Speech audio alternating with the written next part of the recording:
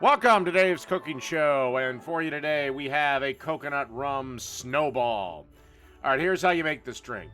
A half an ounce of simple syrup, 2 ounces of coconut rum, such as Malibu, the juice of half a lime, and then 1 ounce of milk. And then you mix all that together,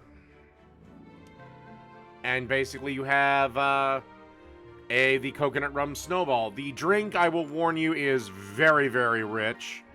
So you're probably only going to need one. But anyway, the Christmas spectacular moves on. Till next time, coconut rum snowball. Done.